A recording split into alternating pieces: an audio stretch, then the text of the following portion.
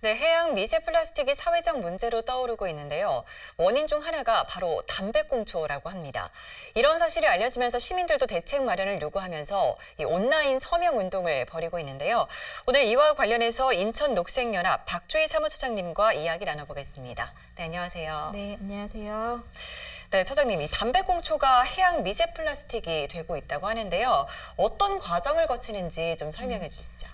보시면 담배를 보면 입에 닿는 부분 같은 경우에는 이름도 어려운데요. 셀룰로스 아세테이트라는 플라스틱 소재로 만들어집니다. 세계보건기구가 2017년도에 발표한 자료에 따르면 이 소재는 대부분 이제 미세 플라스틱이 된다라고 밝히고 있는데요. 담배꽁초가 쓰레기통에 잘 버려져서 처리가 되면 모르겠지만 바닥에 버려지거나 수거가 되지 않으면 하천, 바다로 흘러들어가게 됩니다. 좀 과정을 구체적으로 말씀을 드리면 도로나 길거리에 버려진 담배꽁초들이 빗물바지, 그러니까 도로를 보시면 물이 고이지 않도록 하는 관이 따로 있어요. 네, 그 관에 이제 비가 오면 그 관을 따라서 담배꽁초라든지 작은 쓰레기들이 하천으로 흘러 들어가게 됩니다. 그리고 꼭 빗물바지가 아니더라도 하수관에 이제 빠지는 담배꽁초들이 있잖아요. 그런 애들은 이제 하수종말 처리장으로 가게 되는데요. 하수종말 처리장에서도 이 미세 플라스틱을 거를 수 있는 기술이 따로 없습니다. 그렇기 때문에 담배꽁초가 이제 빗물바지나 이제 하수관을 통해서 간다 하더라도 결국엔 하천, 바다로 흘러 들어갈 수밖에 없는 상황입니다. 네, 처장님께서 이제 현장에 직접 가서 좀 확인을 해보신 걸로 알고 있는데요. 네. 살펴보니까 어떤가요? 저희가 직접 한번 4월 10일에 두 군데를 확인을 해봤습니다.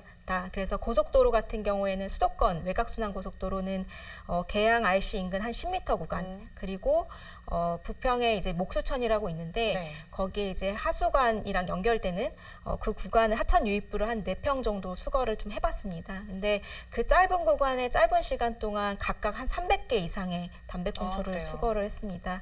그 인천에 이제 위치한 고속도로만 해도 100km가 넘고 고속도로가 아닌 도로까지 한다면 제가 봤을 때는 그 수가 어마무시할 것 같은데요. 실제로 환경부에서 몇 가지 지역에서 이제 조사를 한번 해봤습니다. 정확한 조사는 아니지만 2020년도에 발표한 자료를 보면 전체 담배 생산량의 7% 정도가 그냥 길거리에 버려진다라고 통계를 내고 있는데 그 수가 한 1,200만 개 이상이 되고요. 그리고 그중에 바다에 이렇게 하천이나 이런 걸 통해서 바다로 흘러 들어가는 게 매일 200만 개 이상 된다라고 통계를 추산을 하고 있습니다. 근데 그렇게 되면 이제 바다의 미세 플라스틱이 하루에 한 140에서 700kg 정도의 영향을 미친다라고 보고 있습니다. 네, 전체 생산량의 7%에 해당한다고 하니까 진짜 어마어마한 양인데요.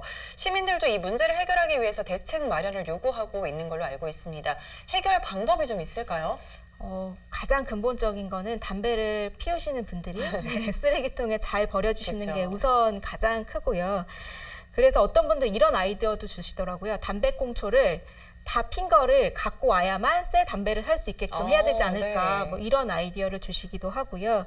그리고 지금 서명운동을 벌이고 있는 것 중에 하나가 담배를 생산하고 유통하는 KTNG 있잖아요. 거기에 이제 담배 필터를 플라스틱이 아닌 다른 대체재로 만들 수 있도록 대안을 마련해달라 이런 서명운동도 벌이고 있습니다.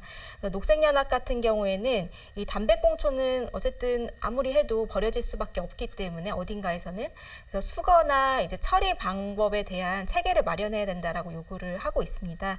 실제로 좀 보시면 이게 관할하는 부서가 많이 달라요.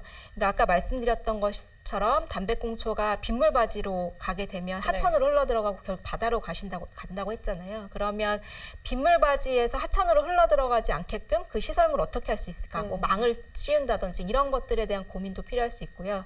그리고 하천에 흘러 들어간다 하더라도 바다로 흘러 들어가지 않도록 하는 방법이 뭐가 있을까? 그리고 하수종말 처리장에서 미세 플라스틱을 거를 수 있는 기술은 없을까? 이런 고민들을 좀 종합적으로 해야 되는데 어느 부서가 이런 것들을 나서지 않고 있기 때문에 저희가 봤을 때는 이거를 통합적으로 좀 바라보고 각각의 역할을 하는 게 필요하겠다.